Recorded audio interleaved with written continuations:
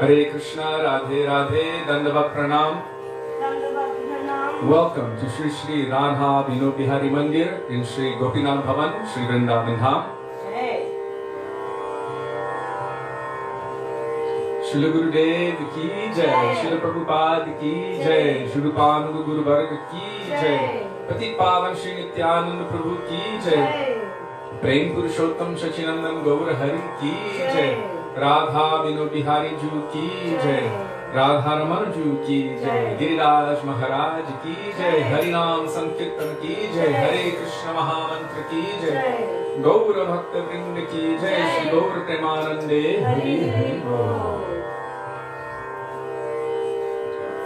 So we will begin with Mangalacharan, page 1 in this book, Shri Gauriya Giti Gucha, Vandeham Shri Guru, D-A-N-D-E, D-A-N-D-E.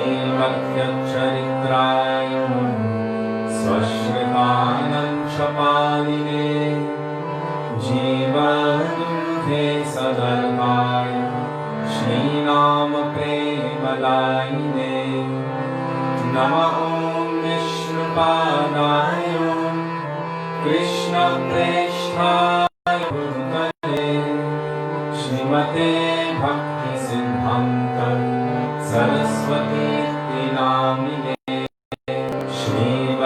Mahanadi देवी द्वैताय कृपामये कृष्ण सम्बन्ध विज्ञान दैने प्रभवे नमः माधुर्योज्ज्वल प्रेमध्य श्रीरूपानुग भक्तिदान श्री गौर करुणा शक्ति विग्रहाय नमोस्तुते नमस्ते गौरवाणी श्रीमूर्तये निरतारिणे रूपानुगविरुद्धाप सिद्धान्तध्वन्तहारिणे नमो गौरकिशोराय साक्षात् वैराग्यमूर्तये विप्रलम्भरसम्बोधे पदम्बुजायते नमः नमो भक्तिविनोदाय सच्चिदानन्दनामिने गौरशक्तिस्वरूपाय रूपानुगवरायते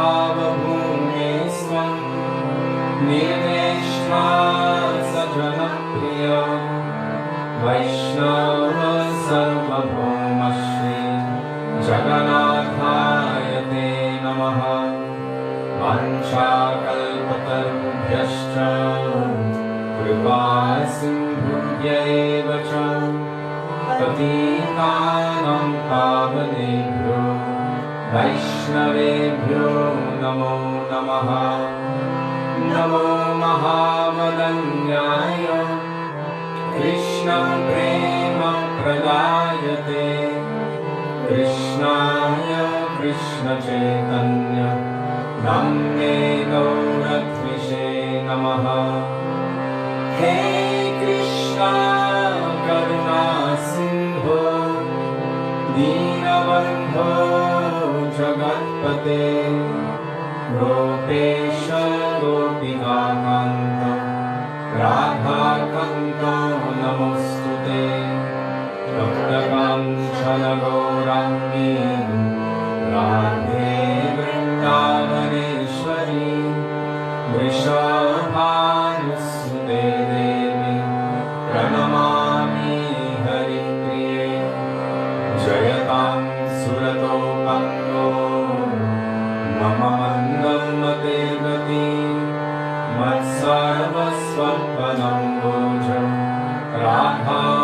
राधामदनमोहनो दिव्यवृन्दारण्यकल्पद्रुमद श्रीमद्रत्नागारसिंहासनस्रो श्री श्रीराधा श्रीरगोविन्ददेव प्रेष्ठानिधि सेव्यमानो स्मरामि श्रीमन्द्रसरसारम्भि वंशिवततस्थितः कर्षन्नेमुस्वरगोपि गोपीनाथ श्रीस्तुनः वृन्दायै तुलसीदेव्यै प्रियायै केशवस्य च कृष्णा भक्तिप्रदे देवी सत्यवत्यै नमो नमः पञ्चतत्त्वात्मकं कृष्णं भक्तरूपस्वरूपकं भक्तावतारं भक्ताख्यं नमामि भक्तशक्तिकं जय श्रीकृष्ण चैतन्य प्रभु Nityanand Shri Advaita Gadadhar श्रीवासदि गौरभक्तवृन्द चेतो दर्पणमार्जनं भवमहादावग्निर्वापनं श्रेयवैरं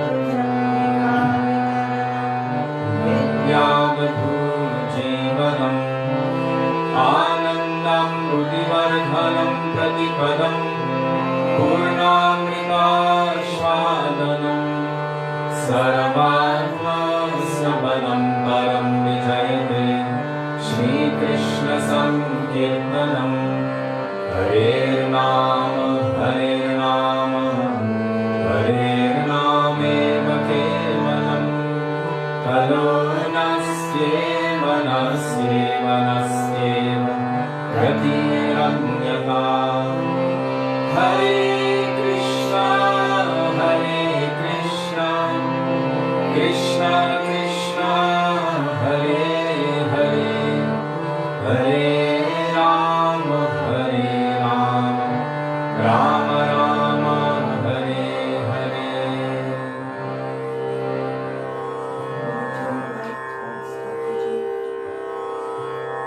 There we go.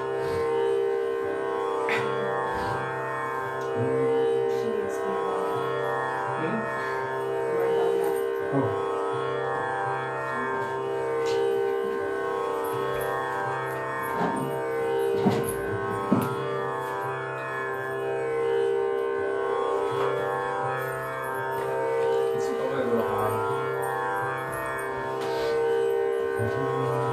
गुरुदेव कृपा करके मुझको अपना लेना page 360 GURUDEVA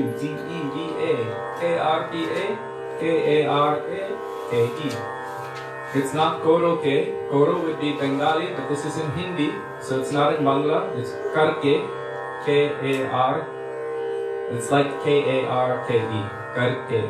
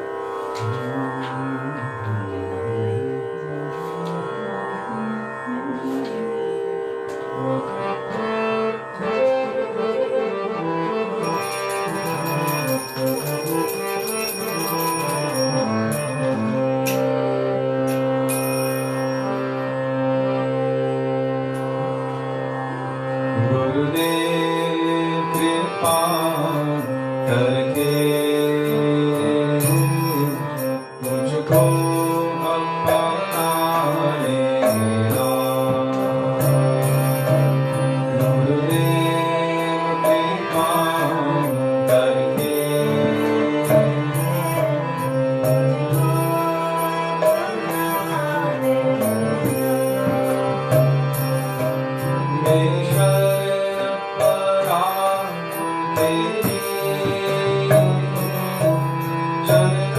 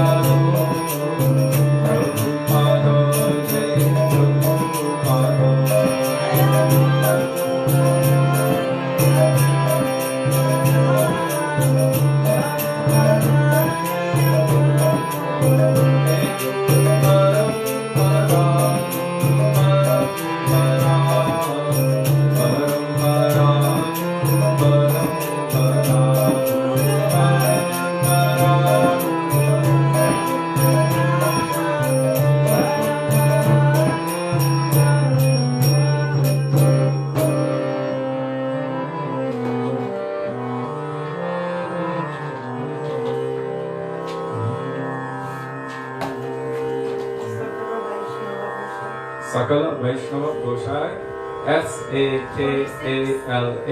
Sakala, page 46.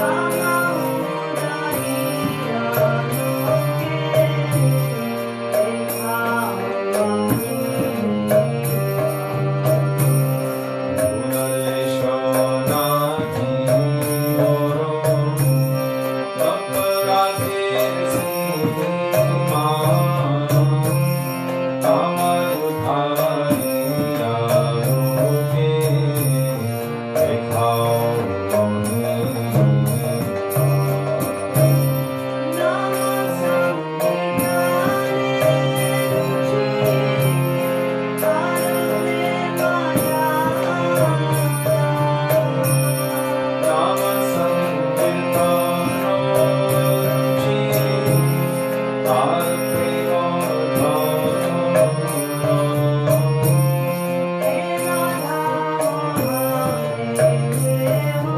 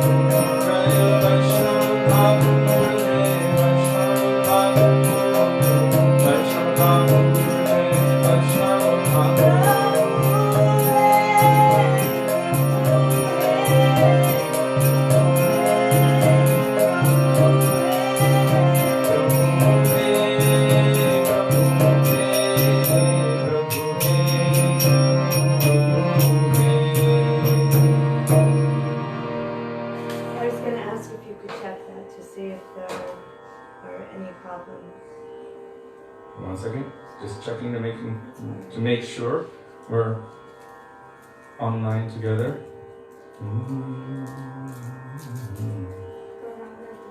Oh. That will come after Nityananda Prabhu. Where is the...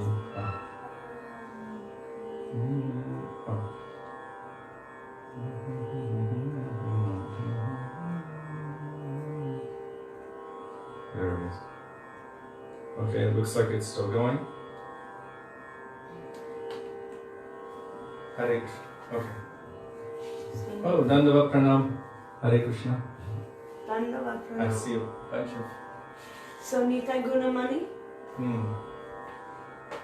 you want to do Nitai Gunamani or Gurudeva?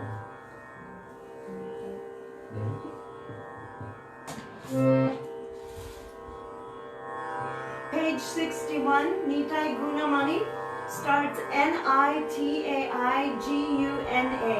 M-A-N-I. Nitai Gunamani.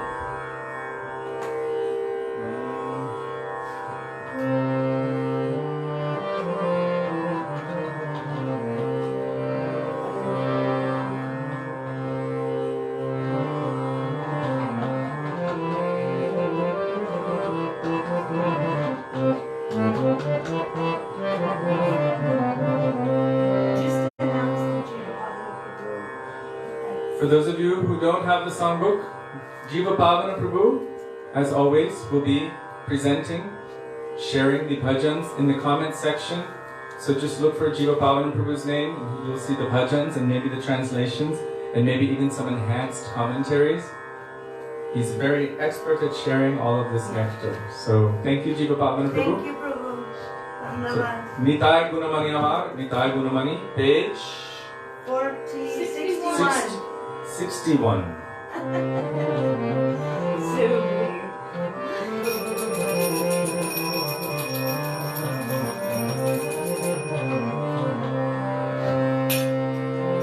Shri Krishna Chaitanya Prabhu Nityananda Shri Krishna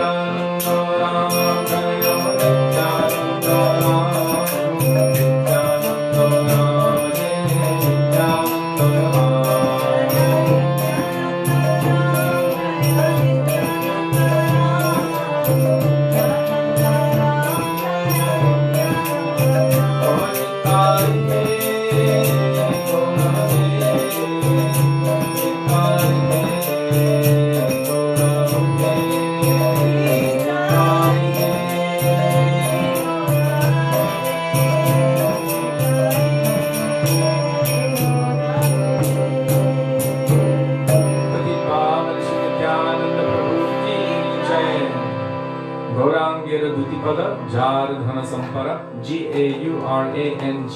Gaurangera, Duti, Duti, Pada, Pada. What page? 74. 74.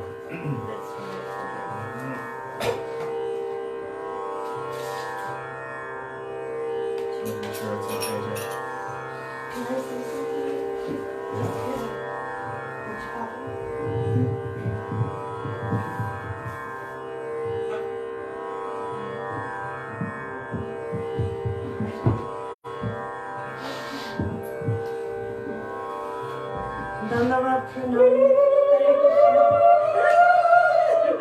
Hare Krishna.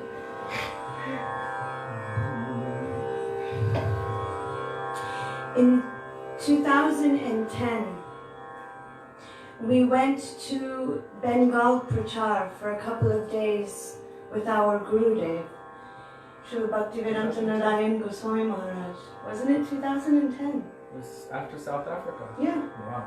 Early 2010. And I remember we were in this village and there were about 5,000 people who had come to see Gurudev. And in the middle of Gurudev's class, he called me up on stage and there were all brahmacharis and sannyasis there and I was scared out of my mind. And first he had one young sannyasi stand up, Western, and speak in full Bangla to all of the people there. Then he called me and he had me sing this Gaurangera Dutipada. And he told me to sing each line 2 times. So it was very long. And he had his eyes closed. But then Srila Gurudev began to chastise everyone. And he began to say, just see, look at how you are losing your culture. You are running toward the west while they are all coming toward the east. They are wearing tilak and dhotis and kurtas. They are actually dressing and behaving as Vaisnavas. They are taking this culture and you are losing everything. And Gurudev was so severe. And whenever we sing this bhajan, it really reminds me of that time because it was the last time I ever sang it for Srila Gurudev. He used to always ask me to sing that one. Actually, he would ask me to sing any new bhajan. And if I felt afraid or didn't know what to sing, if I would say Gaurangera Dutipada, yes, that one. It was always the right one to sing. But the impression stuck with me so deeply.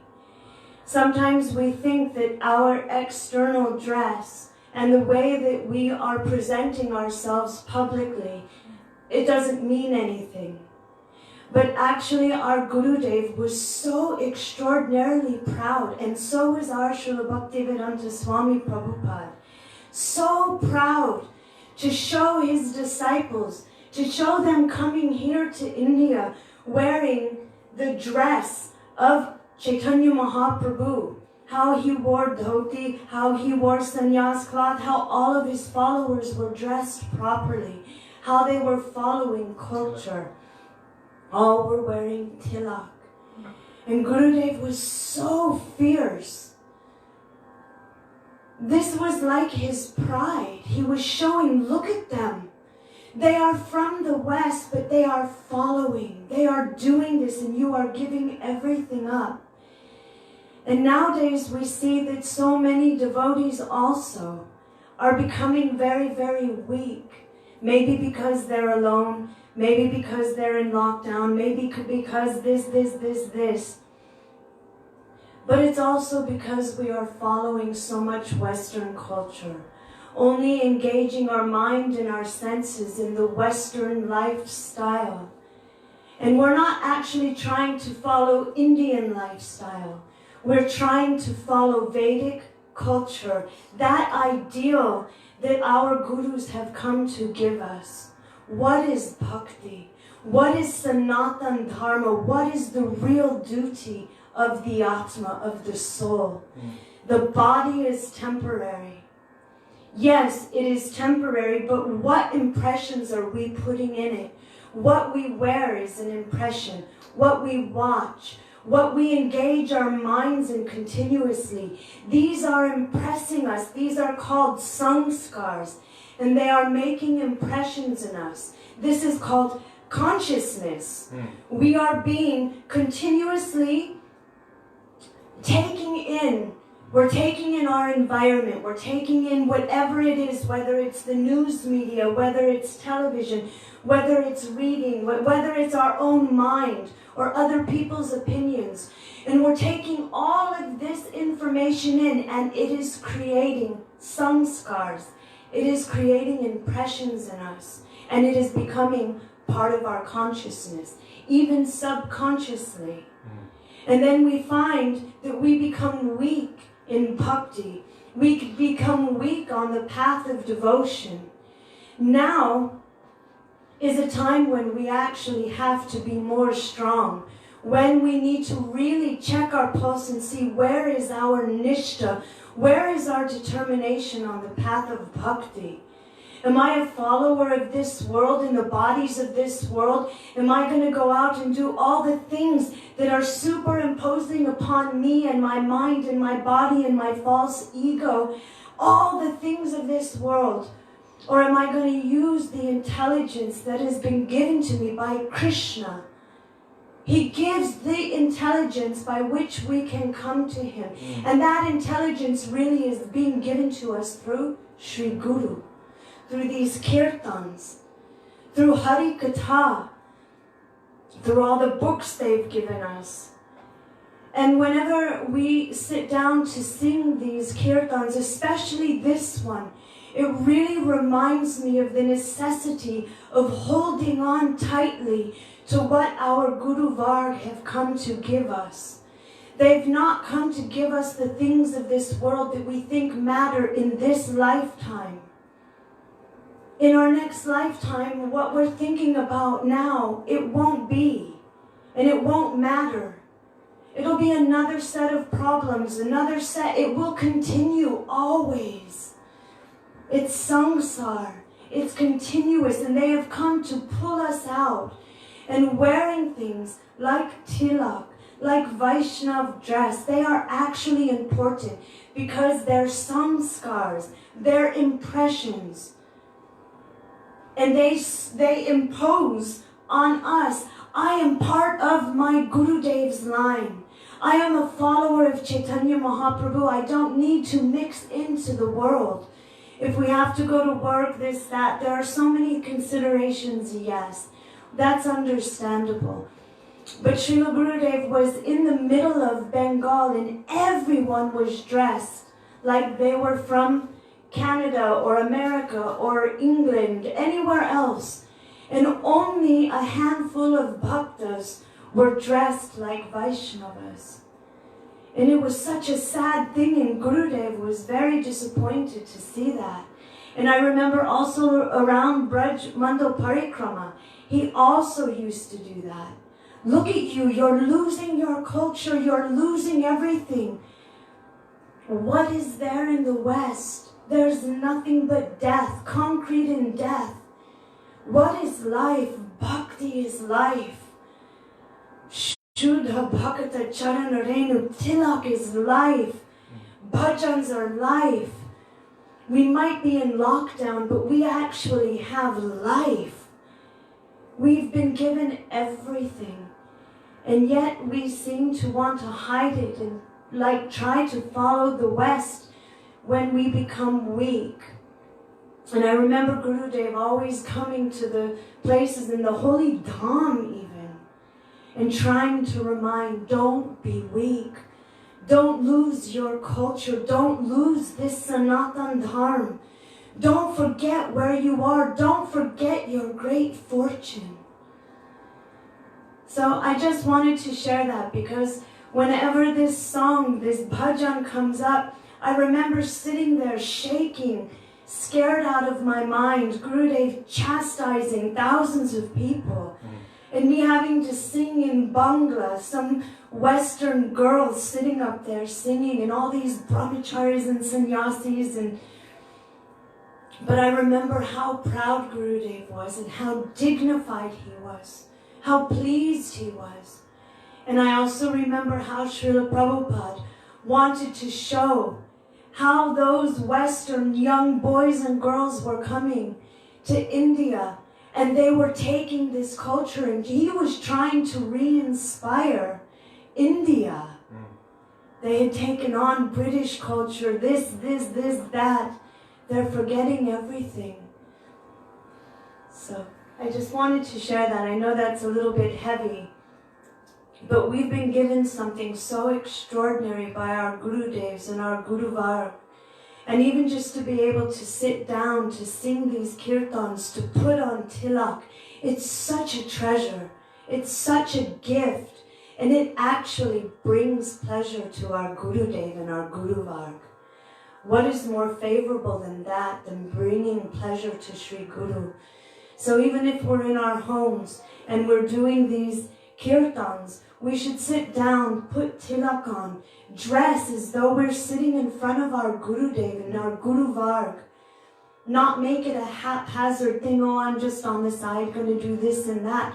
It can actually be part of our bhajan, part of something that is going to bring pleasure to Gurudev. We're calling his presence wherever we are in the world, in our rooms. Hey Gurudev, please manifest here.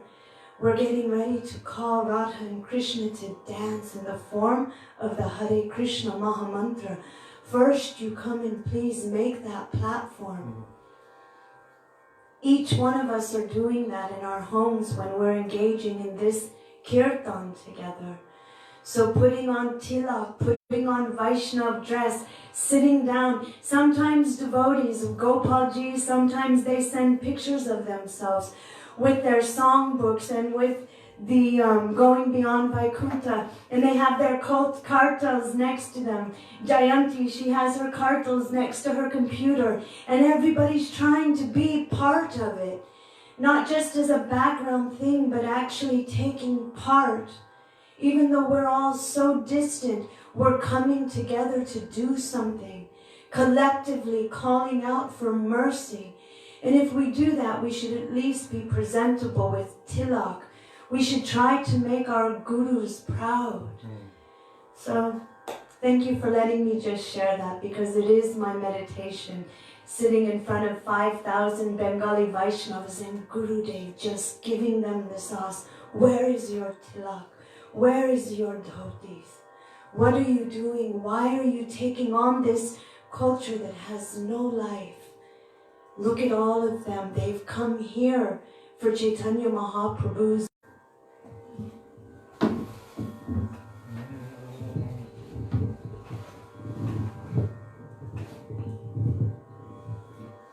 Every time she would sing this bhajan for him, he would always just say like this. He would look at her and he would just show 2 fingers.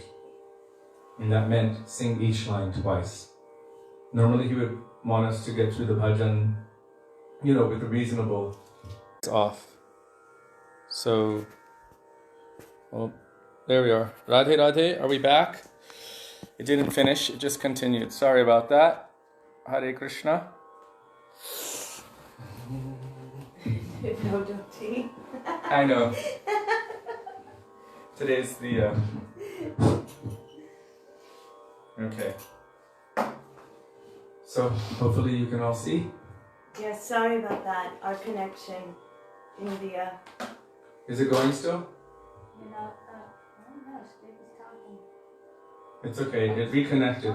Look at this phone here, Sudi, look at this one here. We're back again. Jiva Okay. Bhavana Prabhu says we're back. Alright. Can you repeat the last 2 minutes? She was reaffirming what she spoke before, that it made Gurudev so proud, it made Srila Prabhupada so proud. Why did he go? He saw that the local population of India was giving up their culture and embracing Western culture. So he went there and he collected so many and brought them back and said, see my dancing white elephants. In other words, look at this amazing miracle that people from the West are taking up the process of Krishna consciousness, following Chaitanya Mahaprabhu, and how proud it made Gurudev. to show us to all of them. Look at all of you, you're giving up your culture. Look at them, they're taking up the culture of Mahaprabhu. You should be ashamed of yourself. You should also maintain, you should wear tilak, you should take shelter of Harinam. You should wear Vaishnava dress. Consider yourself in the party of Chaitanya Mahaprabhu. Don't try to please the senses of the materialists of this world. Try to please Hari, Guru and Vaishnavas. Then we will be successful. So she was just reiterating that whenever she chants this Gaurangira Dhutipada, Gurudev would always tell her to sing each line twice. He would actually hold up 2 fingers and then he would close his eyes. For every other bhajan, they would kind of tell us to go quick. This one, he wanted it slow and two times each. Sometimes we'd sing. And he would also sing. You could see him, his eyes would be closed and he would be singing along with it. It didn't matter how long it took, he wanted it sung each line twice. So it was very dear to Srila Gurudev.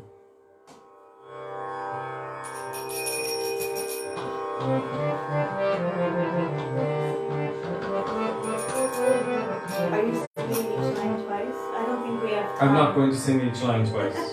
We don't have time. Well, that was part of the class, so.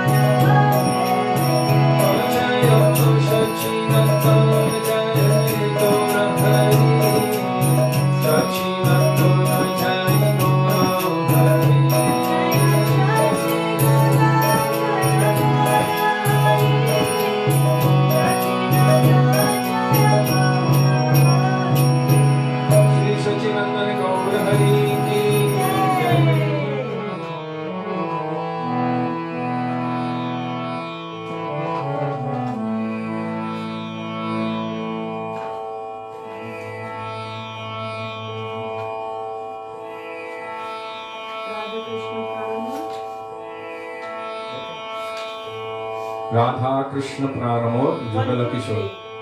Page 1, 2, 3. Starts with Radha Krishna 123. Pranamor. Pranamora. Radha Krishna Pranamor.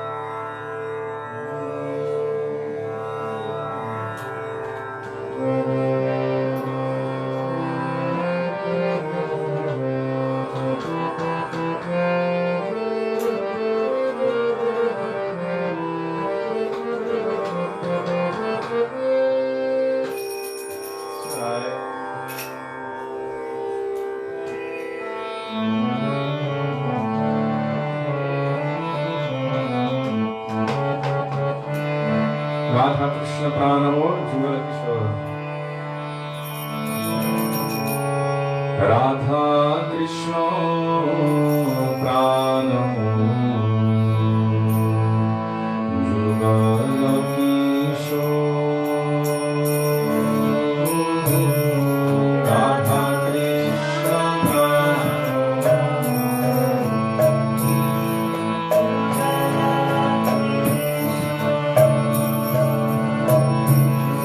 Radha Krishna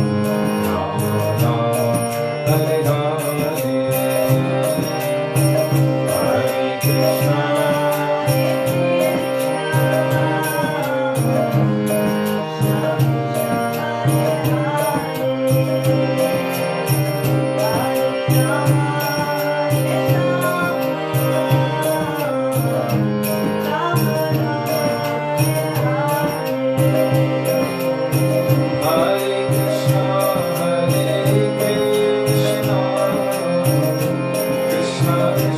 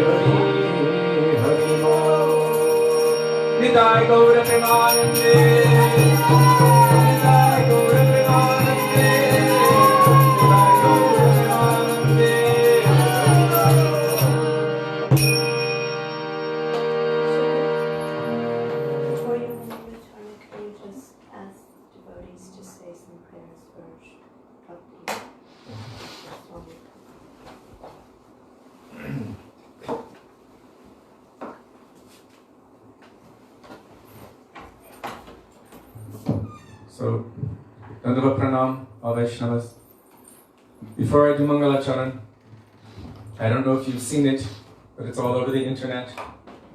One disciple of Srila Prabhupada, Srila Bhaktivedanta Swami Prabhupada, his name is Bhakti Charu Swami.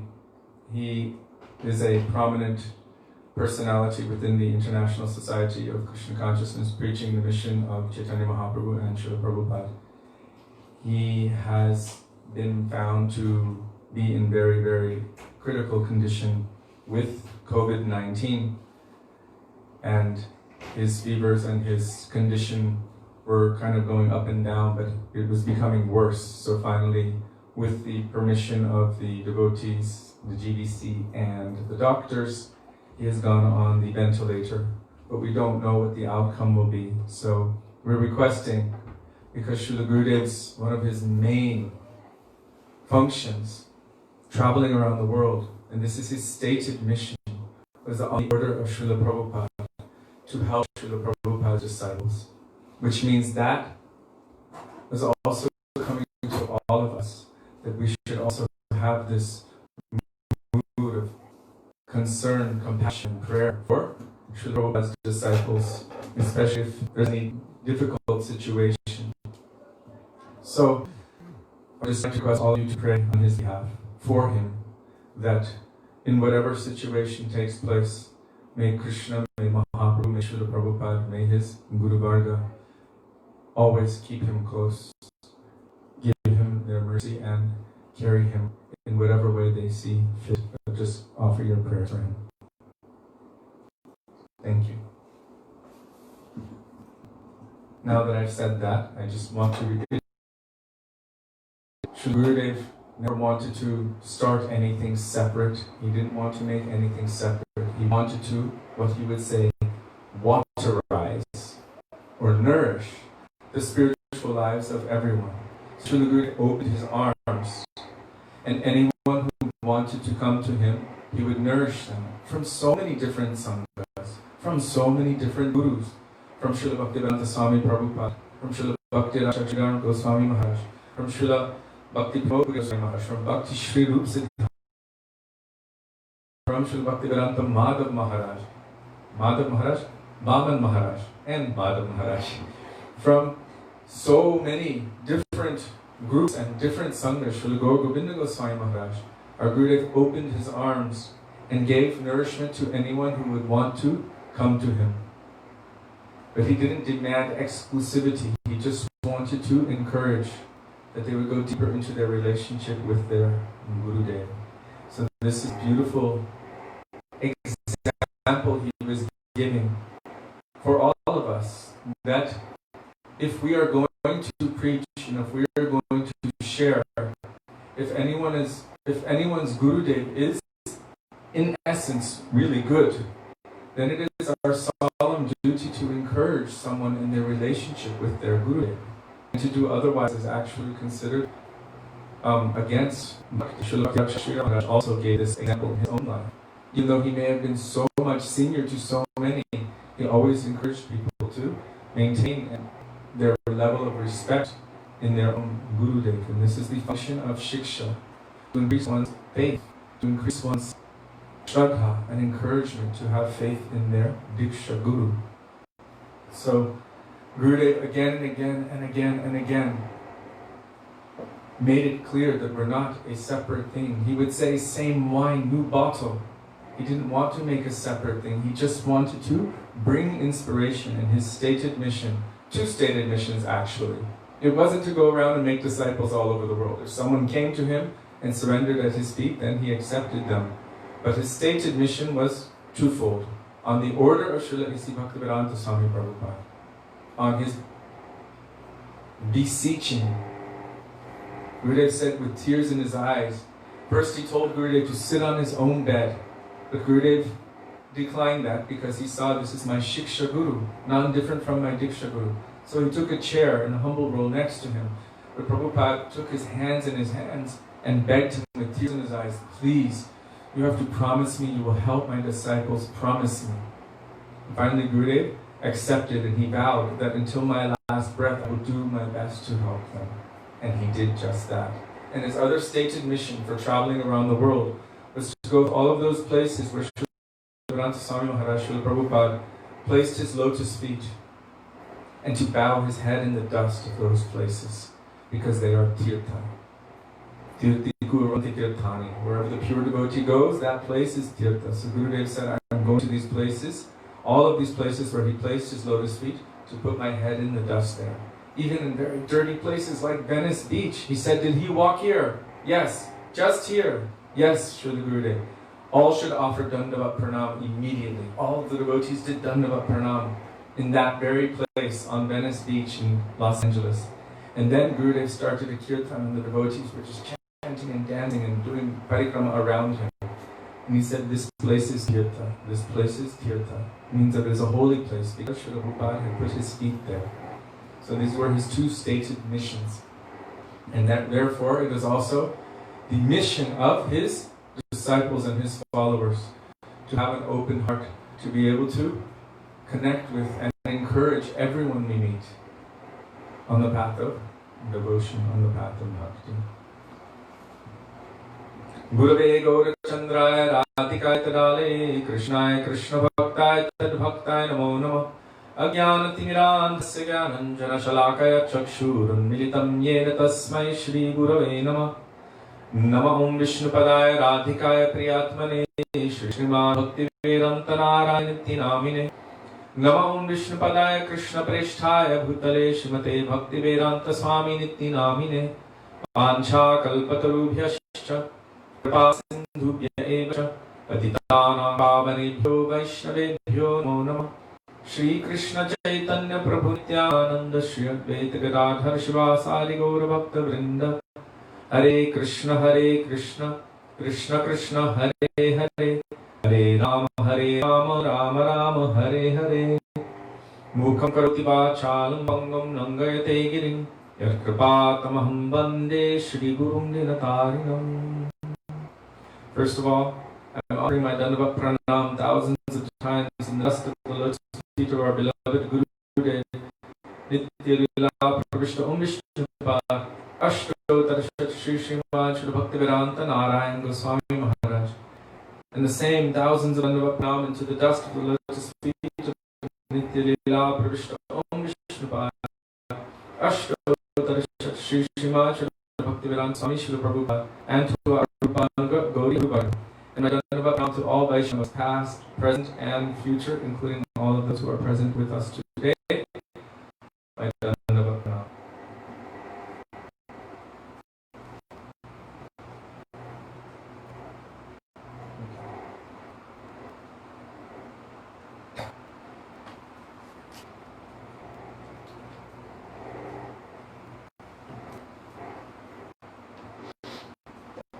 So now we are continuing with Going Beyond Vaikuntha.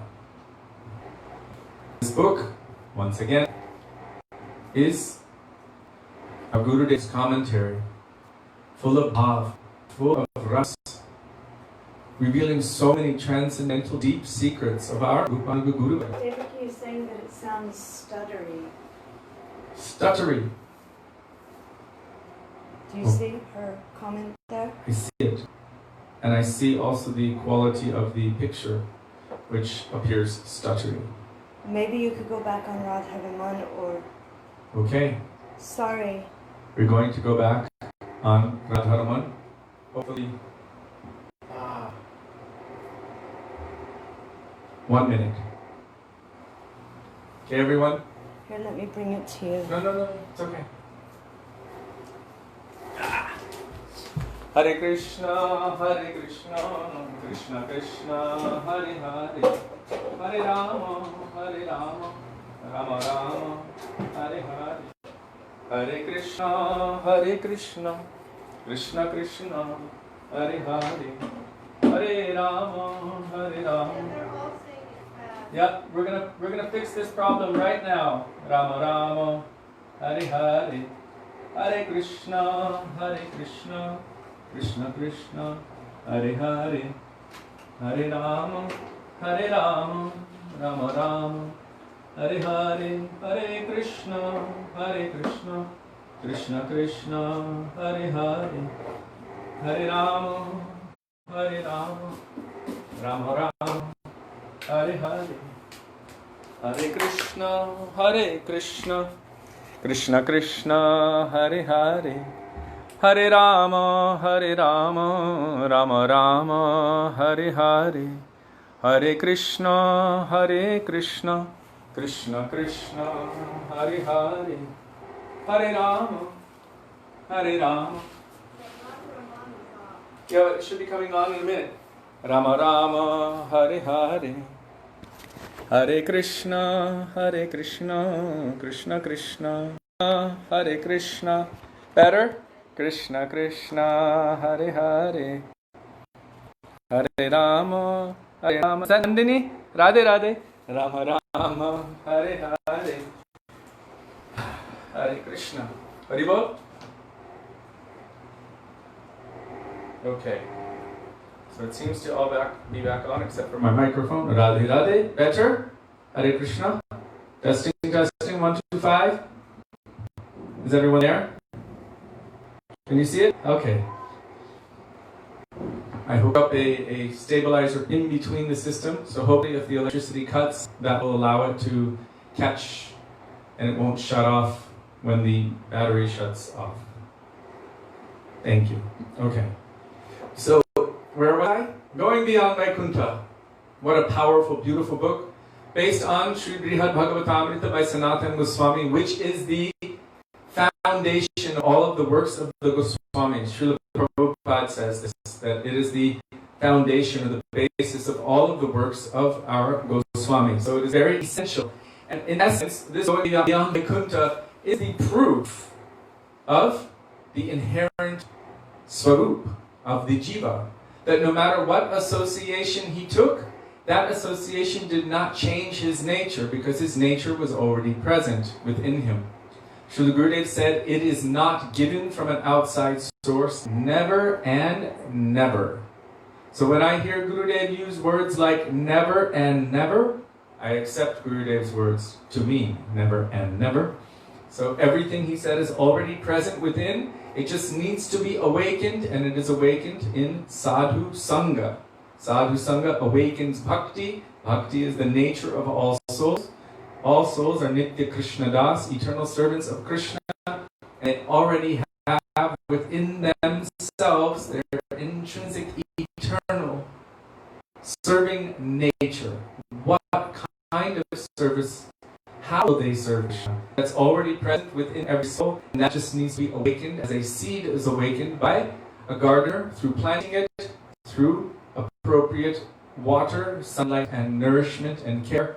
Then it manifests into what it is supposed to manifest. So, our Gurudev's commentary on Brihad Bhagavatamrita, this is one of his commentaries. It was a series of lectures which the devotees put together, and it's very beautiful, very powerful, and full of all wonderful, sweet, and deep instructions from our Gaudiya Guru Varga. So first we will offer pranam to Sri Sanatan Goswami in the words of Sri Raghunath Das Goswami.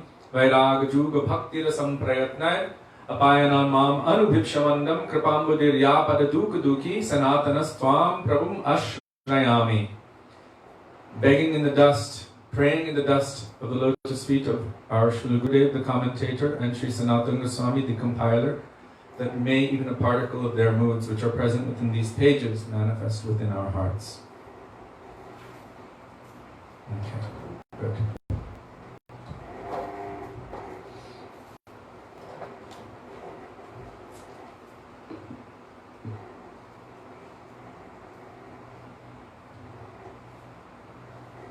So yesterday Srila Gurudev was explaining that all of the transcendental forms of the Lord are eternal, ever existing, in the greater realm known as Vaikuntha. So within Vaikuntha are all of the different prakoshts, all of the different depths, and the center, the very center of the world, of that lotus flower, so to speak, that is known as Goloka Vrindavan, and that is the place of Krishna.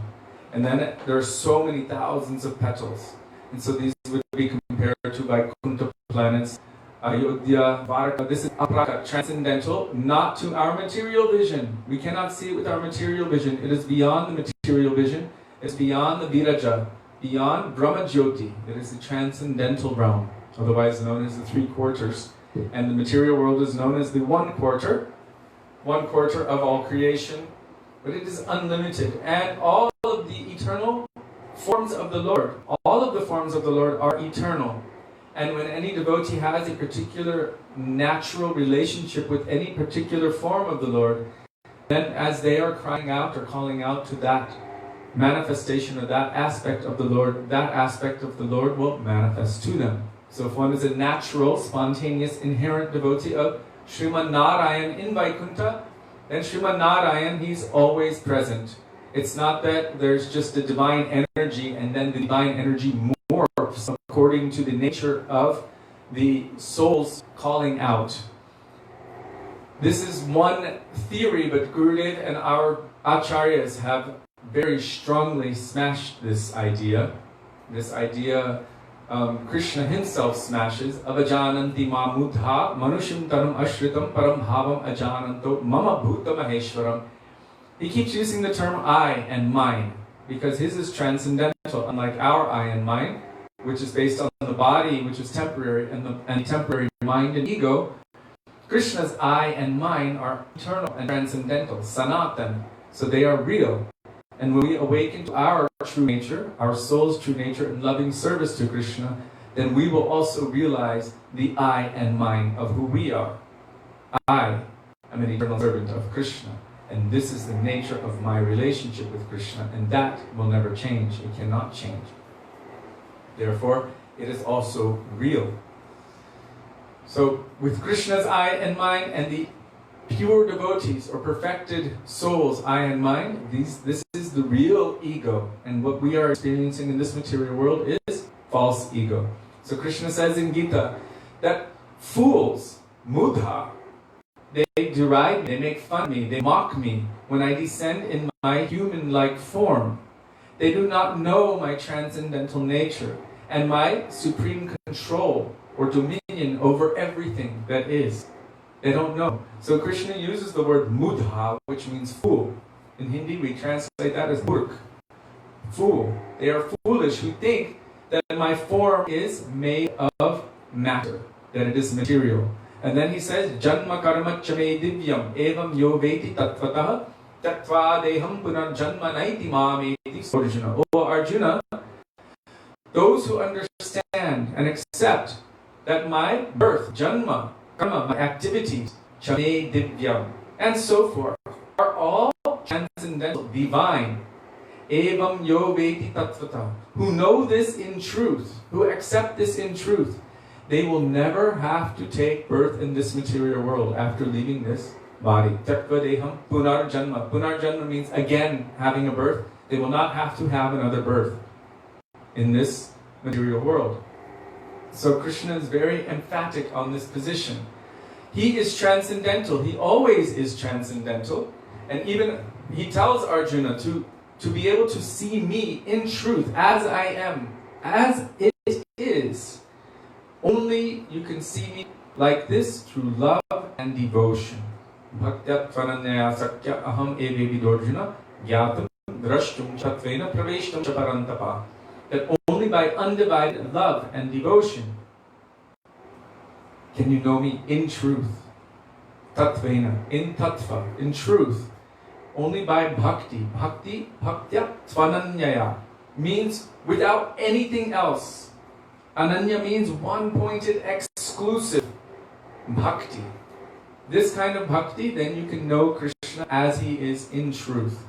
And those who know the truth, Bhagavatam says, see the truth according to three different perspectives. Vadanti tat tattva vidas tattvam yajnanamadvayam brahmeti paramatmeti bhagavaniti shabdyate. Vadanti tat tattva vidas means those who know the truth. Those who are learned and are knowers of the truth. See the truth according to three different perspectives. Brahmeti, impersonal aspect of the absolute truth, the otherwise known as the divine effulgence of the Lord, or the impersonal feature, where Krishna in Gita says, Brahmanohi pratishta aham, I am the source, the foundation of the imperishable Brahma Jyoti.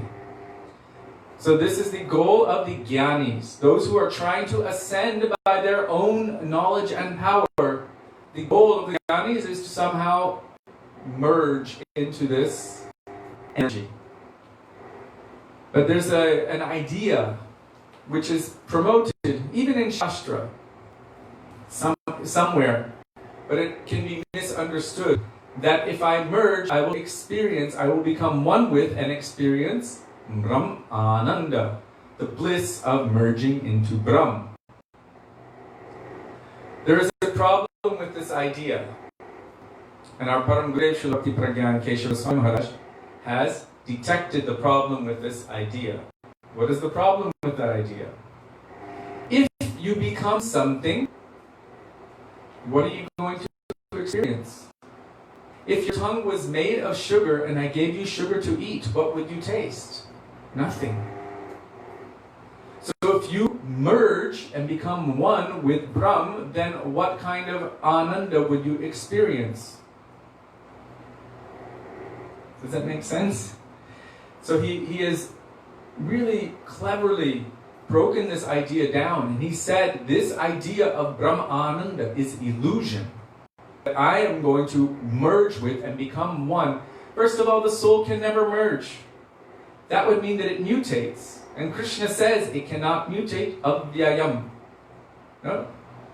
Nayate mriyate bhakadachin nayam bhutva bhavitabana bhuya ajo nityam shashvatoyam purano nahanyate hanyamane sharire. That this soul is eternal. It is Sanatan. It is never created. It will never be destroyed. It cannot be mutated. It is not born. It can never die. It cannot be cut, withered by the wind. It cannot be dried up. It cannot be burnt. When everything else is finished, that part which remains is known as the imperishable soul. So it cannot merge. And it can also not cease to exist. So our Srila Prabhupada in his Pranam mantra, what does it say? Namaste Saraswati Deve Gauravani Pracharine Nirvishesha Shunyavadi Paschatya Deshatarine. And we know he came to deliver the teachings of Sri Chaitanya Mahaprabhu, this is known as Gauravani Prachar, to preach the message of Mahaprabhu. In short, Srila Vishwanath Chakravarti Thakur has given that essential message in the verse Aradho Bhagavan Pareshanayas. But there it says Nirvishesha Shunyavadi Paschatya Deshatarine. Means he has come to counteract this idea of merging and becoming one with Brahm, the impersonal feature, because that is actually opposed to the nature of all souls. If all souls' nature is to serve Krishna, the idea of merging into the effulgence of or becoming one with Brahm, it is devoid of activity and devoid of seva. So the soul cannot find its ultimate satisfaction there. Srila Prabhupada writes in his books that due to want of activity, due to lack of activity, those souls who try to go up to that point, they will have to come back to this material world to engage in activity, because it's the nature of all souls to be active.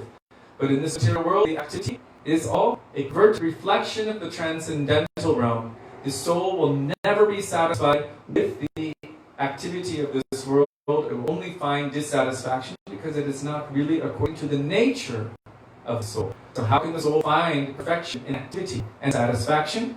Bhagavatam says, Savai pungsang paro dharmo yato bhaktiradhokshaje ahaitiki apratihata yayatma suprasiddhati. If you want the Atma to become completely happy, suprasiddhati means complete perfection, supreme perfection. If we want the Atma to come to that state, then what is the supreme occupation for all? Pumsa, humanity. Because only from the human form can one endeavor for that perfection. What is the supreme occupation? Yato bhaktir adhokshaje ahaitiki apratihata. To develop unprecedented, unceasing, exclusive, unmotivated, means no material motivation. It does not mean no spiritual motivation. Unceasing, unmotivated, exclusive love and devotion for that Supreme Personality who is above and beyond the realm of the material senses, adhokshaj. If we want to please Him, as I told yesterday, if you water the root of the tree, automatically the entire tree is satisfied. So our Srila Gurudev has explained that this Yayatma Suprasiddhati has a double meaning. It means the Supreme Atma, Parabrahma Shri Krishna, and it also means the Jiva Atma. So you can say Paramatma and Jiva Atma, Super Soul and Ast Soul, the Jiva Soul. If we want the Atma to be happy and satisfied, then we serve Krishna, and by that naturally we will feel satisfaction. But if we try to go only to that area, that place where we think, oh, this is for my pleasure, my happiness, this idea of merging so that I can experience Brahmanand, this is actually diametrically opposed to the nature of the soul, which is to love and serve Krishna for His happiness and His pleasure. Therefore, one will have to again come back to this material world, and then they will have to come to the understanding of I am the servant of the servant of the servant. And from that perspective, then they can begin to awaken bhakti. The second method, which is mentioned in Srimad Bhagavatam, I believe I missed something there. I feel like I did, but please forgive me. Maybe you can remind me. Is it still skipping? Sorry. The internet is a little funny today. Please forgive me. The second one mentioned in Srimad Bhagavatam, Paramatmeti. Paramatmeti means goal is Paramatma. To realize Paramatma within your heart, to realize Paramatma within every atom of creation, to realize this localized aspect. Who is present within everything, outside of everything? Paramatma, Super Soul, Supreme Soul. So Paramatma realization is the goal of the yogis. They sit for a long time and meditate, And by their yogic power, they endeavor to capture the Lord within their heart. And this is Paramatma realization. This is one aspect. The interesting thing about Paramatma is not a reciprocating aspect of divinity, not directly. He is there as a supreme witness. And so the yogis will feel satisfaction upon having darshan of him, but he's not reciprocating in love and affection. Then there is Bhagavan. This is the last word in transcendence, as Srila Prabhupada would say. Bhagavan, Prameti Paramatmeti, Bhagavan iti shabdyate. Bhagavan is the goal of the bhaktas, of the devotees. And Bhagavan, Sri Narayan, tells in Srimad Bhagavatam that even if I try to give any kind of liberation to my devotees, especially Sayujya Mukti, or the idea of merging into my effulgence or into my body or anything like that, my devotee will never accept it. Sri Hanumanji himself said, and Rupa Goswami has collected this verse in his Padyavali, that why would I ever want to accept this mood of merging into my Lord if it is devoid of service to him? I would never accept it. Hanuman is desperate for seva, desperate. So much so that he needed to do something. When Lakshman, Bharat, Shatrughna and Sita took all of the sevas away from Hanuman and actually forgot or neglected to give him seva, Hanuman was begging, please, I cannot live without seva. I cannot live without serving my Lord. Please give me something. They said, but everything's been taken.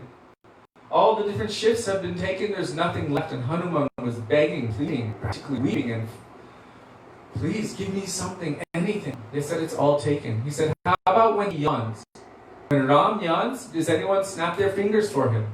Because they are all aware that Ram is Bhagavan. Bhagavan never has fatigue or tiredness. Why would he ever need to yawn? Ram would never need to yawn. Okay, you can do that seva. Hanuman was so happy, I have some seva, I have some seva. So what did he do? Sitting outside in his bhajan place, bhajan study, means the place where he's always remembering and glorifying and meditating on Sri Ram, he began snapping his fingers. Why does one snap their fingers when someone yawns?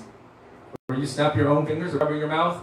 It is said that when you're yawning, any negative influence, any ghost or anything can enter into your mouth and possess you.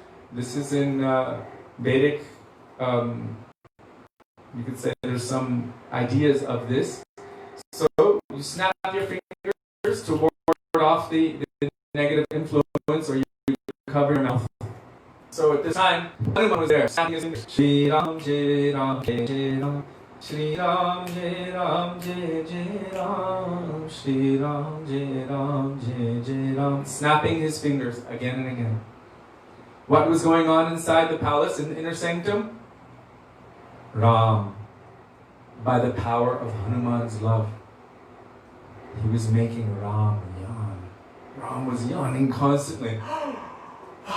He couldn't speak to anyone, he couldn't give any instructions, he couldn't do anything. He couldn't even receive the seva of the other sevaks properly because he was constantly yawning. And everyone was thinking, what's going on with Ram? He can't even function properly. Constantly just yawning and yawning and yawning. And then they remembered, oh, Hanuman. Hanuman was there, snapping his fingers, chanting the holy names of Ram. How desperate was he for seva? The idea of merging into Ram and not being able to serve, this is like thousands and millions of deaths for him. He would rather go to hell, he would rather suffer as long as he can serve the Lord than to just enjoy in suspended animation. You can't even say enjoy, but just to be in that state. So, in this case, when Bhagavan is there, this is the goal of the bhaktas, the devotees. The opportunity to serve, the opportunity to please, where there's also reciprocation, as Krishna says in Bhagavad Gita. As one approaches me, I also reciprocate accordingly. As you give love to me, I will also give love to you. And for the gopis, he said, you've given everything, not just your love. You're everything to me. You've given up your lajja, your chastity, your bodies, your minds, your soul, your everything. All of the glorification, all of the societal glories that is a crowning glory of a lady. You have given all of that up for me. I have no way to repay you for your love and affection. Therefore, because your love is the greatest thing that I know ever, let your love be its own repayment. You should be satisfied with that you have this love and affection for me. At that point, he became unable to repay them for their love. That is why he has become subservient. And that is what Vrindavan is. Vrindavan is Seva Kunj. Because they're only dedicating everything and trying to serve Krishna constantly, with every part of their being, every atom of their being, Krishna himself becomes subservient and tries to reciprocate with that. Therefore, in Vrindavan, we see that Krishna is serving his devotees. That is why it is called Seva Kunja. Vrindavan is where Krishna is trying to serve his devotees, begging Srimati Radhika, Smargalalakandanam Mamashirashimandanam Dehi Padapalabamutaram. Please be merciful to me and give me the dust of your lotus feet. Krishna is praying for this because they have given everything. He has no way to repay them for their love and affection. So, Bhagavan encompasses all of the personal aspect forms of the divinity, of Godhead, from Narayan, Narasingha, Varahadev, all of them, all of the opulences, all of the qualities of Godhead in all of the different forms. This is known as Bhagavan. And the furthest reaching extreme of this Bhagavan, the farthest, highest, topmost aspect, according to Sri Chaitanya Mahaprabhu, Aradhyo Bhagavan Brajesha Tanayas. The topmost supreme worshipful form of Bhagavan is Brajesha Tanaya, Krishna of Vrindavan. Now Brajesh has been said to be Rishabhanu Maharaj because he's also, Nanda Maharaj because he's the king of Vrindavan. But we also know another Brajesh, and our Gurudev has also established this point. And I think it's very imperative that we understand this in context. If you see the rest of what Chaitanya Mahaprabhu is speaking about, then you understand the context. Brajesh means who is the leader, the Ish of Vrindavan. Who is the queen of Vrindavan? Taptakan Chanagaurangi Radhe Vrindavaneshwari. She is the Ish, the queen of Vrindavan. So the topmost worshipful form of Krishna, Brajesh Tanai, is the dearmost of Brajesh, Srimati Radhika. This is higher than Sakya Ras, higher than Vatsalya Ras. This is Madhurya Ras. And how do we know? Because Ramya Kachidupasana Brajavadu Vargenaya Kalpita. The next line, the topmost upasan or method of worship, which is the most pleasing to the Lord and which binds him completely, is that method which was undertaken by the young Braja Badhus, the young married gopis of Vrindavan, giving up everything for Krishna's happiness and pleasure. This is the topmost form of worship. So, Ramya Kachidapasana Vrajavadu Vargena Yakalpita, Vrindavan is the topmost worshipful place. Because in Vrindavan, that is where this exchange, this pranay, exchange of love and affection is taking place between Krishna and Srimati Radhika and all of her expansions as all of these gopis, Bahukanta Vinanahe Rasera Ulas, this exchange of transcendental pranay, Radha Krishna Pranaya Vikriti Hladini Shakti Rasman. Radha Krishna is the realm of the transformation or the exchange of love and affection between Radha and Krishna. That is her function, and all of those gopis are manifestation of herself for fulfilling that function. And that place where that is taking place, that transcendental love and affection, is Vrindavan Dham. Therefore, it is the most worshipful. Which scripture establishes this as the highest and topmost? Srimad Bhagavatam. Therefore, it is considered the spotless, topmost evidence. Pramanam Amalam. Pure, transcendental, without any spot. Srimad Bhagavatam Pramanam Amalam. Prema Pumarto Mahan. The topmost goal, the topmost aspiration is Krishna Prema. The topmost. Our goal is not Krishna. Many demons have attained Krishna. They have even merged into him. This is not the goal of the bhakta. The goal of the bhakta is not Krishna. The goal of the bhakta, as we say at the very end of, when we mention the 10 offenses of the holy name, we say, to achieve the desired success, Krishna Prem. Krishna Prem, or love of Krishna, is our Puma Arto Mahan, the topmost aspiration, the topmost goal. Prem. And the last line, Shri Chaitanya Mahaprabhur Matamidam Tatradaro Napparaha. This is the opinion of Shri Chaitanya Mahaprabhu, and there is nothing beyond it.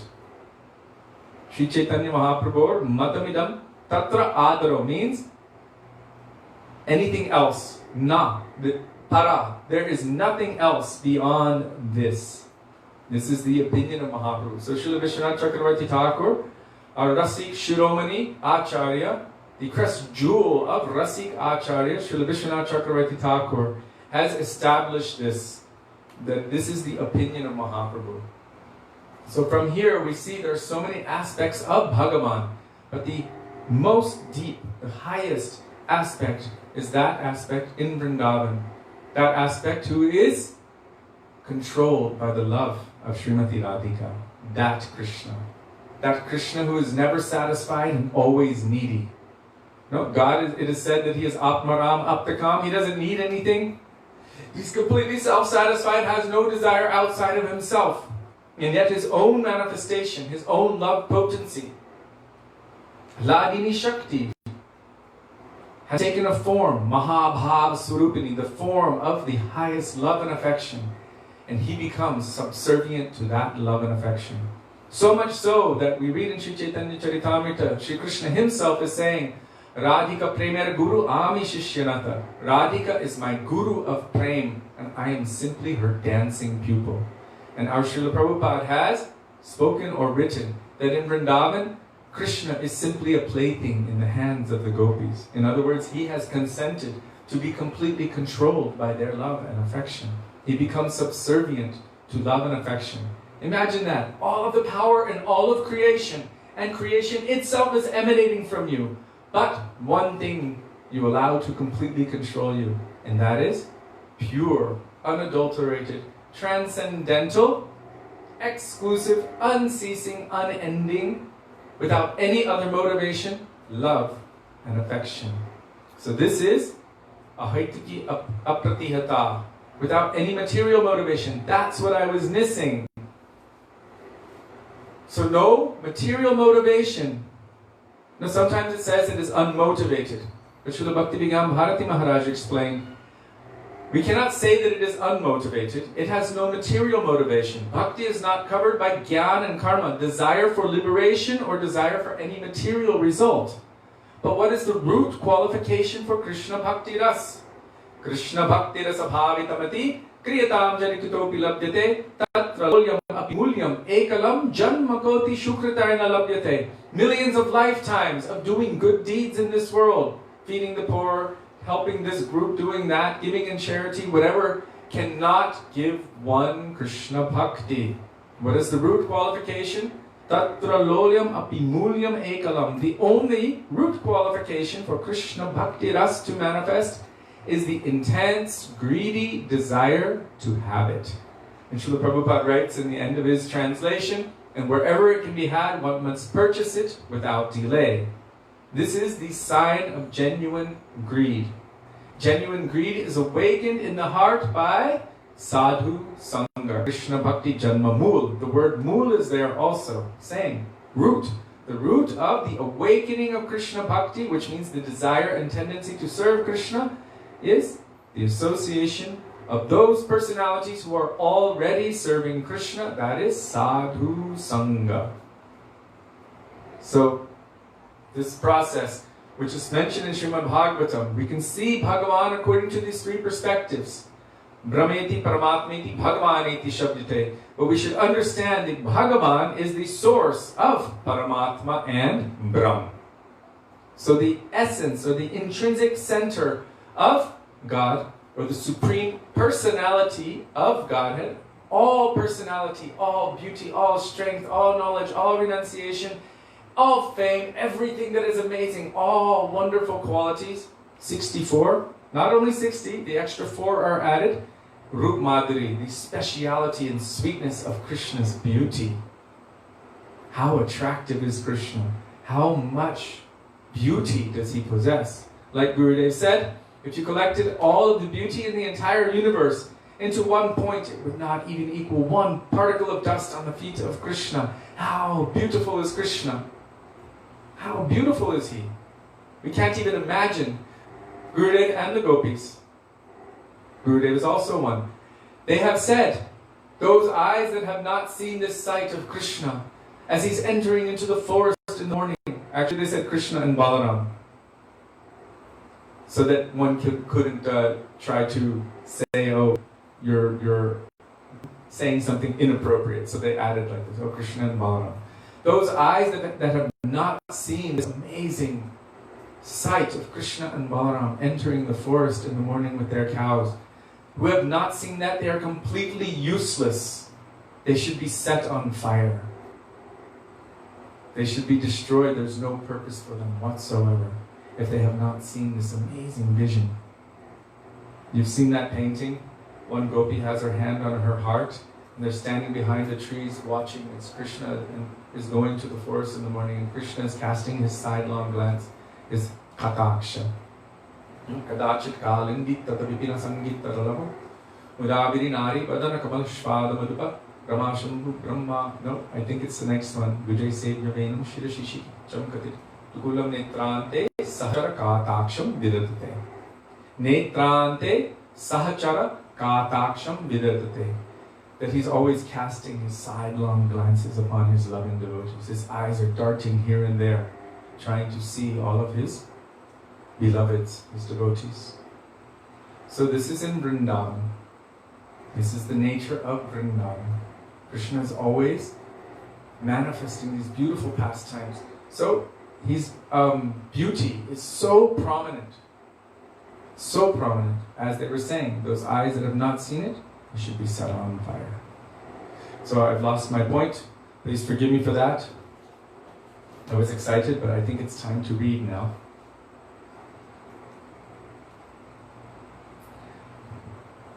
And please forgive me, I speak very fast. I get very excited, and I don't know how to speak slowly because what's coming to me, I have to share when it comes. The inspiration and the enthusiasm, and that's a whole different story. But if I speak too slow, then I will actually lose my train of thought. So forgive me for speaking so fast. I know some of you, English is not your first language. And some of you even don't think that I speak English, especially who are from England. We call it American, so forgive me for that. So here, if I remember what I was saying, I'll come back to it.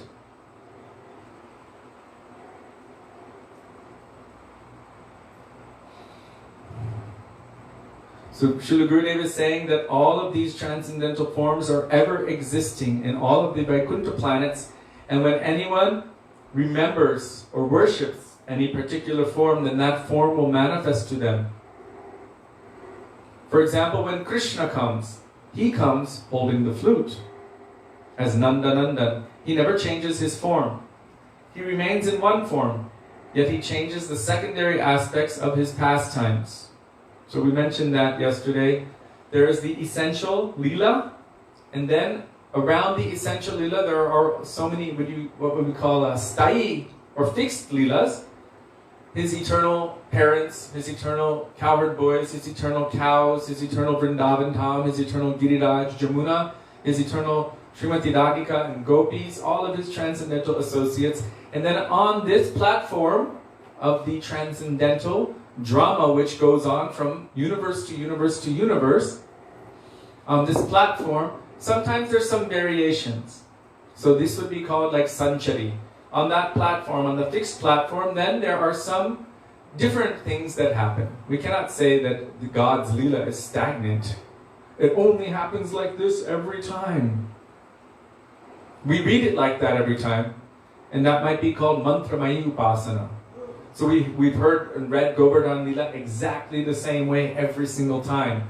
But once you go deeper and deeper in your bhakti, and you start to witness those pastimes, then you will see some slight variations in that.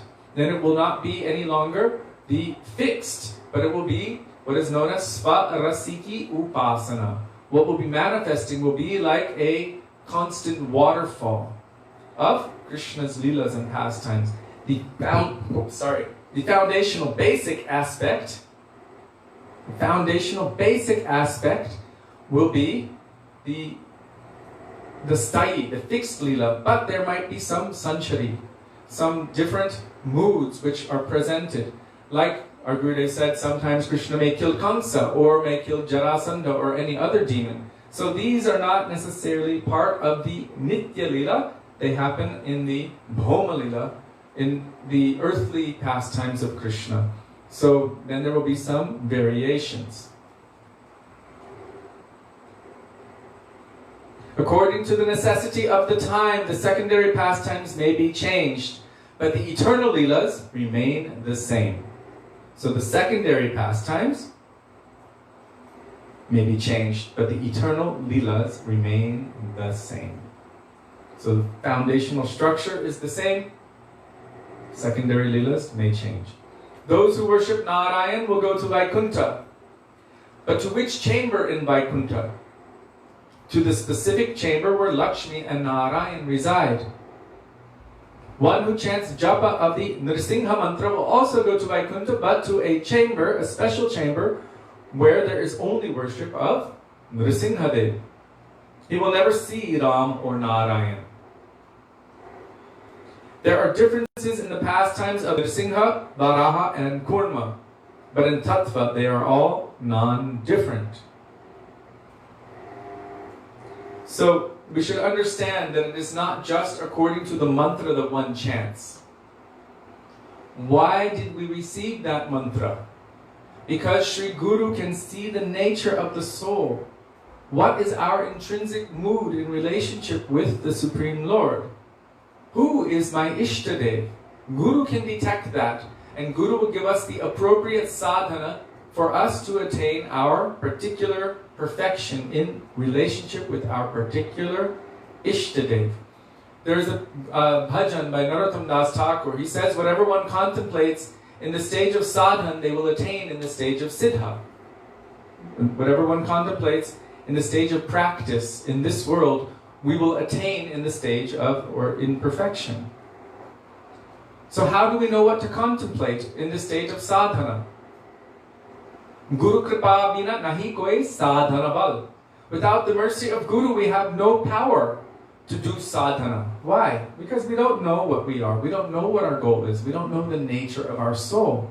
We only know this body, this mind. We think I am this, I am this, I am this intelligence, I am this mind, I am this ego, I am this body, this is my family, this is my country, all of these things. This is not us. What can we see? We don't know.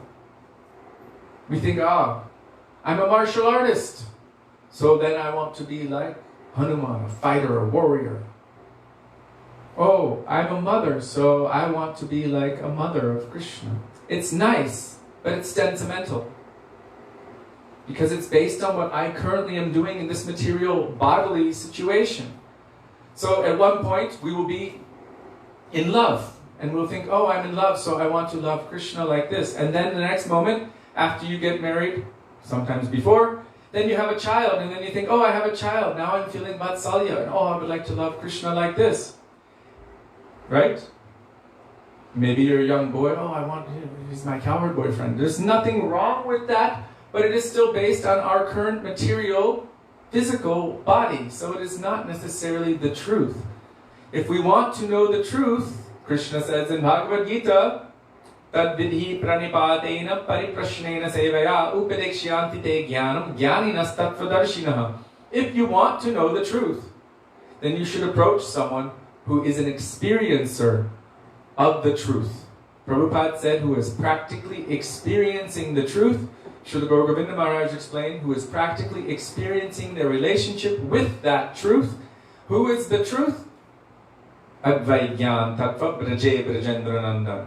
That truth is Parabrahma Shri Krishna, the son of Nanda Maharaj, the beloved of Srimati Radhika, Krishna in Vrindavan. That is Advaigyan Tattva. That is the supreme absolute truth from which everything else manifests.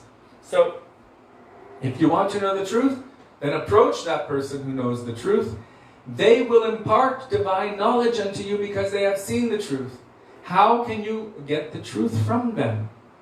How can you even contact them? Because they are the embodiment of Krishna's compassion and mercy. If you cry and call out and pray, Krishna will hear this. He has told that we should approach such a person, which means we should have faith that there is such a person. We should not think that Krishna is devoid of the capacity of presenting one or many simultaneously. How many of the 6 Goswamis were pure devotees? And they were all here at the same time. So there can be many pure devotees all at the same time.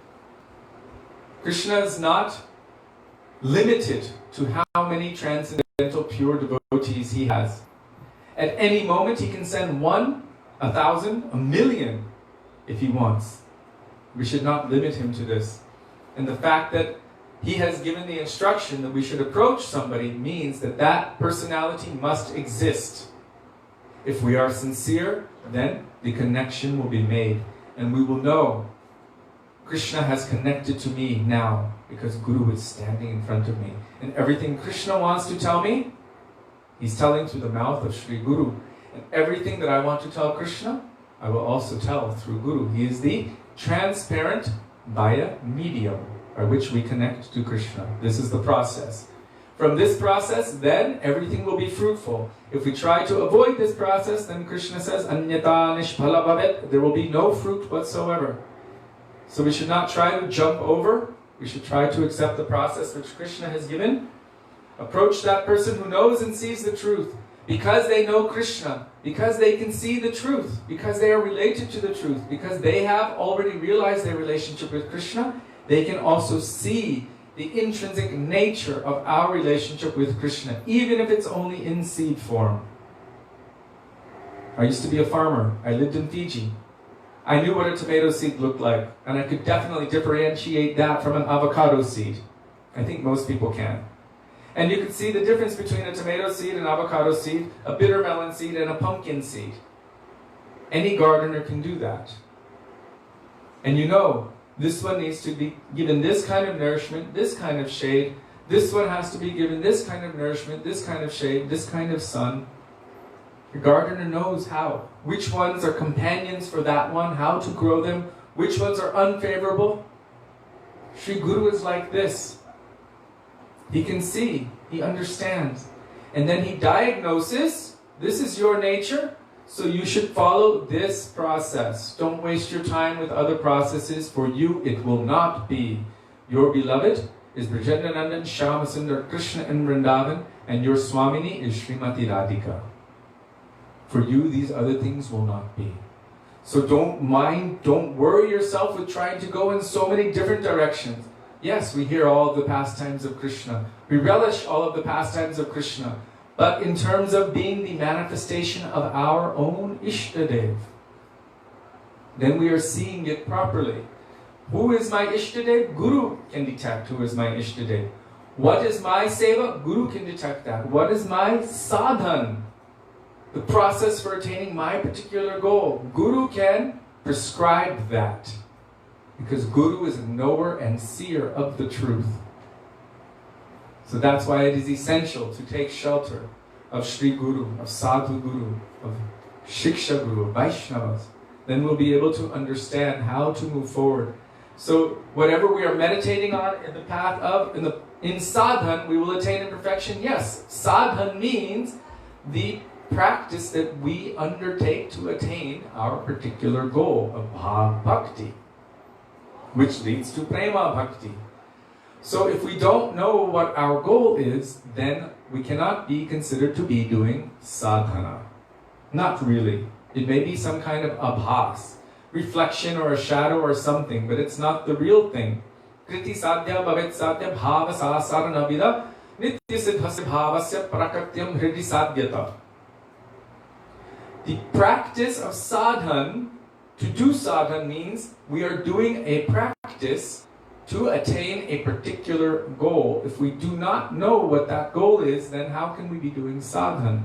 So it is Sri Guru who detects what is our goal and then places us on the appropriate path with the appropriate nourishment to attain that particular goal. Then it can be considered sadhana. That's why it is said, Guru Kripa Bina. Without the mercy of Guru, nahi koi sadhana bal. One cannot have the power or even the intellect, the clarity to know what to do at all. I don't know. On my own, I don't know. I have no good intelligence. I have no good strength. I don't know what is good for me. Please help me. That is how one should approach Sri Guru. And then Guru will guide us accordingly. So I just wanted to reiterate that, because here it can be taken, if we take the quote out of context of all of that, it's easy to take quotes out of context. Context is always important. So here it's saying whatever one is meditating on, if they're meditating on Narayan or chanting any mantra for Narasimhadev or for Varaha Kurma or any other form of the Lord, then they will go there. But why would they be chanting that mantra in the first place? Because Guru has detected that that is their eternal nature and relationship with their Ishtadev. Then Guru will give them that mantra. Like our Gurudev told the devotees in Boise, Idaho, you are not Krishna Bhaktas, you are Ram Bhaktas.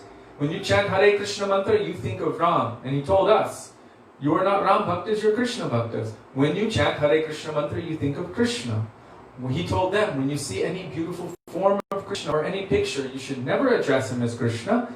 You should say, hey Ram, you have appeared in such a beautiful form as Krishna. And for us, he said, if you ever see any beautiful form, murti or picture of Ram, never address him as Ram.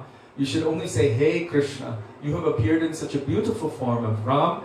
Jai Krishna, Jai Krishna. This is how to see the other forms of the Lord while maintaining exclusive bhakti to one's own Ishtadev. So now Srila Gurudev is going to talk about it a little bit more. Wow. One who chants japa of Narasingha will also go to Vaikuntha, but to a special chamber where there is only worship of Nrsimhadev. He will never see Ram or Narayan. There are differences in the pastimes of Nrsimha, Varaha, Kurma, and others. But in Tattva, they are all non-different. So again, this verse from Brahma Samhita is coming up. Dipachareva hirashantaram abhyupetya dipayate. Just like one candle lights another, lights another, lights another. Thousands and millions of candles may be there. But still all are fire. And still fire is one. But there is still a speciality of the original fire, that is Krishna. And then, of course, each candle might have its own look, its own placement. We can have millions of candles and millions of fires, but one candle will be in a temple, another one will be in an apartment, another one will be in the bedroom, another one will be lighting up anything else, will be in a kitchen. So the functions are different, even though it's the same. Or electricity, for example. The same electricity is flowing, but it is powering a light bulb, a refrigerator, an electric stove, a water pump. So many different things are gadgets, speakers, and whatever. Electricity is still flowing. Electricity is one, but it is manifesting in so many different ways. You can say in one way electricity is creating heat, and another way electricity is creating cold. So it is functioning according to the medium by which it is manifesting. Then we can notice, oh yes, you can't see electricity, but you feel its presence and you see it manifesting through the different items. So Bhagavan is also like this. Ramadi Murtishu Kala. Just like the moon has so many different phases, you see so many different phases of the moon. It appears that it is skinny, half full, but still, the moon is always the moon. We see it differently. We're perceiving it differently according to our relationship to it. So sometimes we see it in different ways. Similarly, Bhagavan, the same one Supreme Bhagavan, manifests in unlimited different forms. And those forms are also transcendental, eternal, and always existent. interestingly enough. So here, Gurudev is saying they're all non-different. Before the advent of Vamandev, the demigods worshipped a special four-armed form of Vishnu that was established in heaven for their puja. When a special set of circumstances was created, then, in a particular form, Vamandev was impelled to come and snatch away everything from Bali Maharaj. At that time, Aditi, the mother of the demigods, had performed some austerities, and because of that, he came. Therefore, Vaman performs pastimes that are different from the four-armed Vishnu who is always present in heaven. But in Tattva, they are one. So there are actually two Vamandevs. There's one in heaven and there's one with Bali Maharaj. In both places, they're the same Vamandev but manifested for the Devas and also for the Daityas, for the Suras and the Asuras. So Vaman is a little different from Vishnu in that in Vaman's pastimes there is some deception and the giving of some special good fortune also. So he's taking a particular function. His function was to deceive Bali Maharaj, who was becoming too powerful that he was doing a yajna to take over the entire universe, including the heavenly planets. The demigods couldn't have it, so they prayed. Vamandev appeared to deceive Bali Maharaj.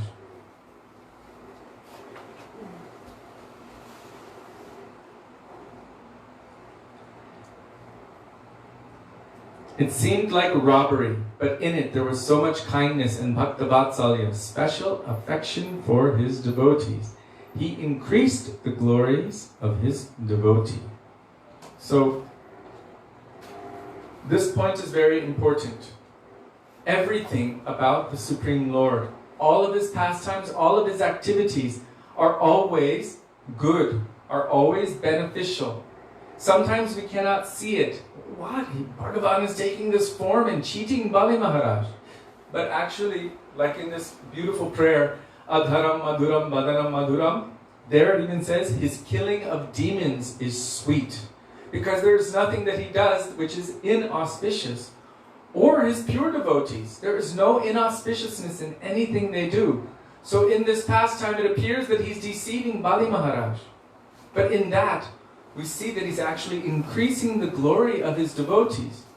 When we say Shravanam Kirtanam Vishnu Smaranam Padasevanam Archanam Vandanam Dasyam Sakyam Atmanivedanam, which example is given the most to explain Atmanivedanam? Bali Maharaj. He's the embodiment of complete self-surrender to Krishna. How?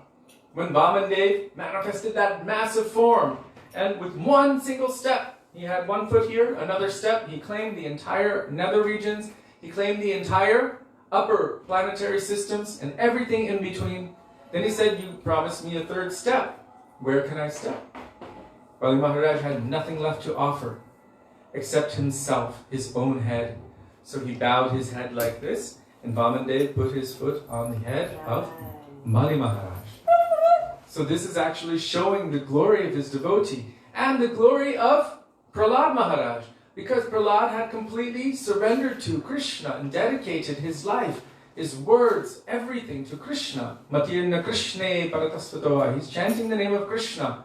Krishna appeared in this very special form of Narasimhadev Bhagavan to take care of the problems and to give him shelter and mercy.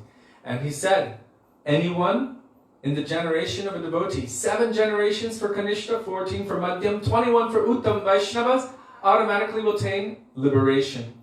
And therefore, Bali Maharaj, because of being the grandson of Prahlad Maharaj, had the natural, spontaneous inclination to serve the Lord. Not only did he serve the Lord, but he rejected the order of his guru, Shukracharya, to not serve the Lord. And by that, he is also so glorified. So we look at it from many different perspectives, and we will see that there is nothing that the Supreme Lord does which has any inauspicious effect. Only if we disobey the Lord, only if we go against the Lord, then it is inauspicious. But anything we do, even if we lie for Krishna, like he told Yudhishthira Maharaj, you should lie for me. on the battlefield of Kurukshetra. If Yudhishthira Maharaj would have done it purely, he would have even been glorified more. But he said the elephant. So, even lying for Krishna, whatever we do, if we're doing it for pleasing Krishna, anyabhilashita shunyam jnana karmadinavritam anukuliyena Krishna anushilanam bhakti rutama, for his pleasure and for his benefit, then it is all auspicious. There is no negativity, no inauspicious thing in the actions of the Supreme Lord or his pure devotees. Srila Gurudev ki jai, Srila Prabhupada ki jai, Gurupada Guruvarga ki jai, Gaur Bhaktivinoda ki jai, Gaur Premanande Hari Hari Bol. Once again, I beg your pardon. I was not looking at this at all to see if there were any questions. It's very difficult for me to look down and do that, so I forgot to look at yesterday's questions. I will look at them just after class tonight from yesterday and today. But thank you for giving me the opportunity to remember these beautiful teachings of Gurudev and our Guru Varga.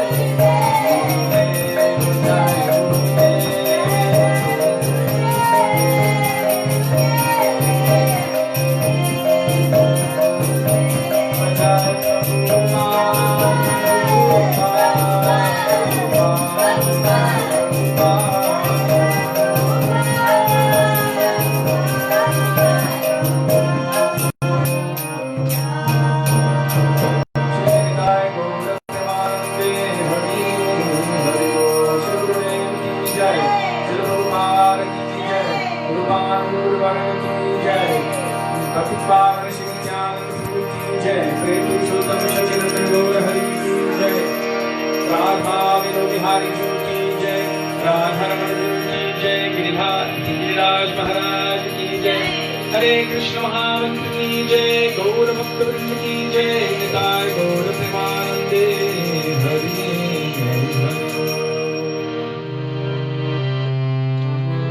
Govind नाम सर्वांगे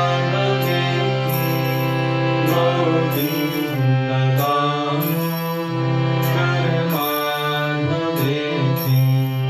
गोविंद नाम सर्वांगे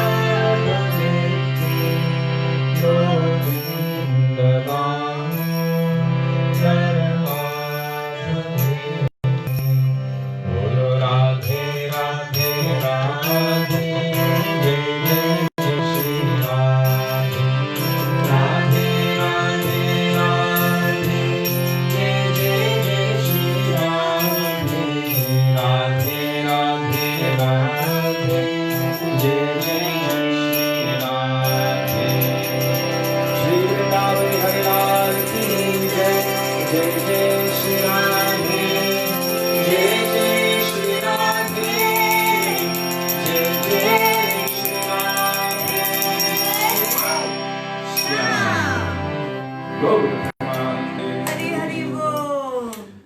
Thank you very much for being with us today and giving us the opportunity to remember the instructions of our Gurudev and our Guru Varga, and to also do this, to continue doing this seva which Gurudev ordered us to do many years ago, which is our life and soul. Thank you very much. Dandavat pranam, Hare Krishna, Radhe Radhe.